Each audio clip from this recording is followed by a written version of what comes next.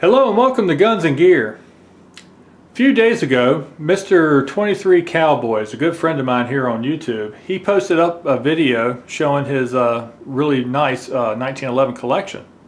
And in that video, he asked us to make videos and show off our collections.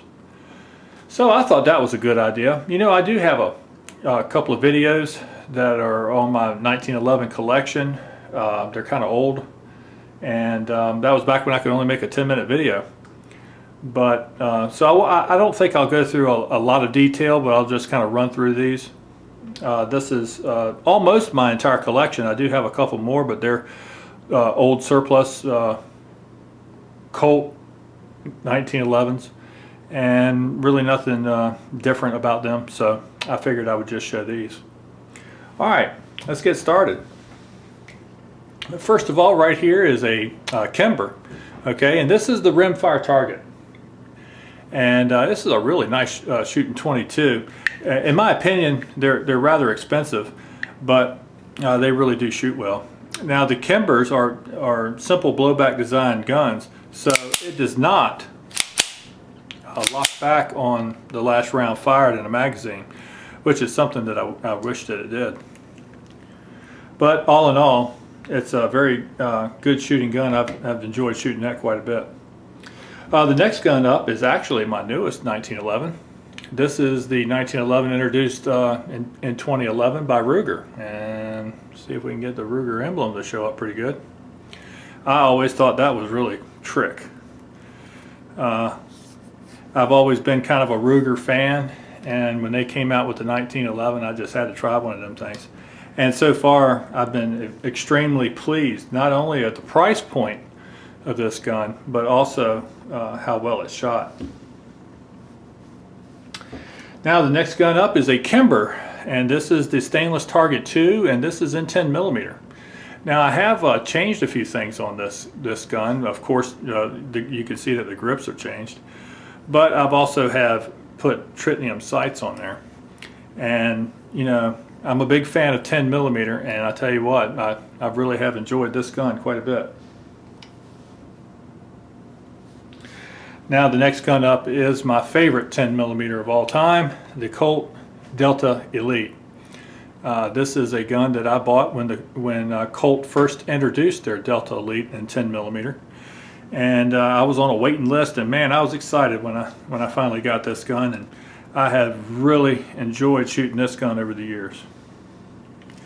It'd be kind of funny. The only thing I've changed on this is the grips, and coincidentally they're sitting right over there. Next gun up is another Kimber. This is the Colt Combat Stainless 2. Now this is a custom shop gun, and it has all the bells and whistles that you imagine on 1911s. It has a magazine well, it has the front strap checkering, forward of the slide grooves there, cocking serrations, I guess you call them. It also has tritium sights. It's just a tricked out gun. Beaver tail, nice, very nice trigger, commander, hammer, so forth. It's an expensive gun, but it really shoots well. Now this next 1911 is just an awesome gun. This is the Para Night Tac, and whereas they don't make this particular gun anymore, which I'm not sure why, I have had nothing but good things to say about this since I've had it. They do have a new tactical series that they've came out with last year, but it does not have the LDA, the long double action trigger, that this one has. Which that's fine, but it has the rails and all the other stuff. This gun also has tritium sight. This gun, along with these 15-round magazines for it, is the gun that I keep loaded for home defense. And it is an excellent firearm. And that is my most accurate 1911 also. Now this next gun up here, I'm ashamed to say, I made a video over a year ago, and I had just knocked the front sight off of there, and I needed to find my staking tool so I could put a new front sight on there, but guess what? I still haven't done it.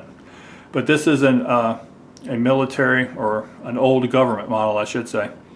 It does have government markings on it. United States property. Did add, of course, beaver tail grip safety, commander hammer. Put adjustable sight rear on there, and if you notice, it has been machined. And this was a friend of my father that did this work, who really didn't know a whole lot about guns, but he was an excellent machinist, I think, because he really melted that rear sight into the slide very well.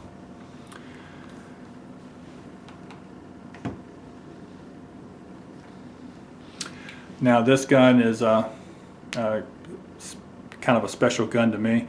This was a 1911, and I guess looking at the table here and what other guns I have, I think this was the last gun that me and my father worked on together building. This is another 1911.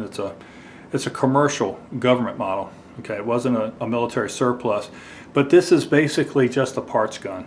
Okay, has a Randall frame, Colt slide, and it was made out of some spare parts that my dad had. He built, or we built, this gun together for me shooting bowling pin matches around my senior year in high school. So very special gun to me, and you can see that it is very worn. A lot of the bluing off of the slide is pretty much gone, and this gun has been shot a lot. This is the second barrel, I think, that I put on there, and that was in the mid-90s.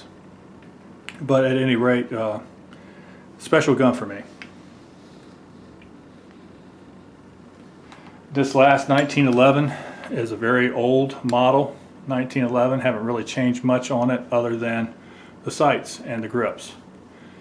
I'm sitting here not exactly sure. This is the original mainspring housing. I don't know if it had the arch or the flat mainspring housing, but this is a older gun. This is actually the oldest 1911 that I own, and the bluing is coming off and wearing in places, but it is all original. It's all original.